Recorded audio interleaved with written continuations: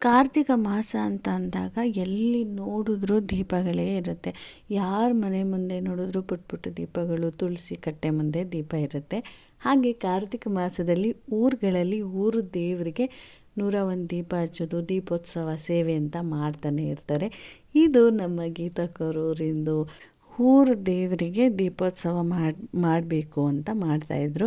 ಈ ಮಾಸದಲ್ಲಿ ಯಾವಾಗಾದರೂ ಒಂದು ದಿನ ಈ ಥರ ದೀಪೋತ್ಸವ ಮಾಡ್ತಾರೆ. 101 ದೀಪ ಹಚ್ಚಿಬಿಟ್ಟು ಭಜನೆ ಸಹ ಮಾಡ್ತಾಯಿದ್ರು. ಪುಟ್ಟ ಪುಟ್ಟ ಮಕ್ಕಳು ಸೇರಿಕೊಂಡು ಭಜನೆಯಲ್ಲೂ ಭಾಗವಹಿಸ್ತಾಯಿದ್ರು. ಅದು ನೋಡೋದಕ್ಕೆ ಖುಷಿ ಅನ್ನಿಸ್ತಾಯಿತ್ತು.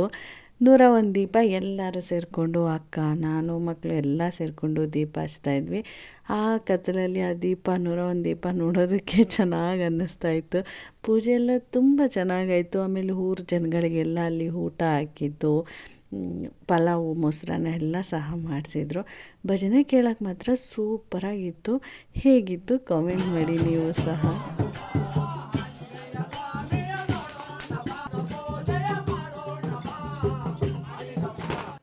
ಭಜನೆ ಎಲ್ಲ ಅಲ್ಲಿ ಮಾಡ್ತಾಯಿದ್ರು. ಇನ್ನು ದೀಪಾವಳಿಲಿ ಪಟಾಕಿ ಅಂತೂ ಎಲ್ಲೆಲ್ಲೂ ಮಾಸ ಮುಗಿಯೋ ತನಕ ಪಟಾಕಿ ಪಟ್ ಪಟ್ ಅಂತ ಸೌಂಡ್ ಬರ್ತಾನೆ ಇರುತ್ತೆ. ಮಕ್ಕಳೆಲ್ಲ ಸೇರಿ ಪಟಾಕಿ ಹೊಡಿತಾಯಿದ್ರು.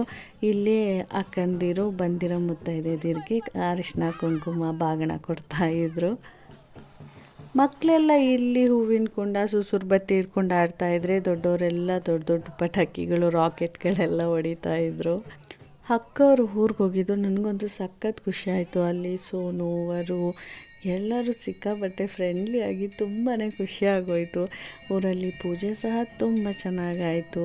ಊಟ ಸಹ ಪೂಜೆ ಆದಮೇಲೆ ಎಲ್ಲರಿಗೂ ಊಟ ಅಡುಗೆ ಮಾಡಿಸಿದ್ರು. ಪಲಾವು, ಮೊಸರನ್ನ, ಬೆಲ್ಲನ ಎಲ್ಲ ಸಹ ಮಾಡಿಸಿದ್ರು.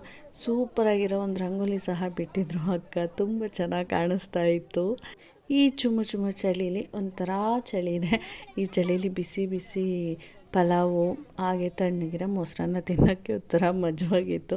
ಎಲ್ಲ ಊಟ ಮುಗಿಸ್ಕೊಂಡು ಬಂದು ಇನ್ನು ನಮ್ಮ ಬರ್ಡೇ ಬಾಯ್ ಸಹ ಇದ್ದ.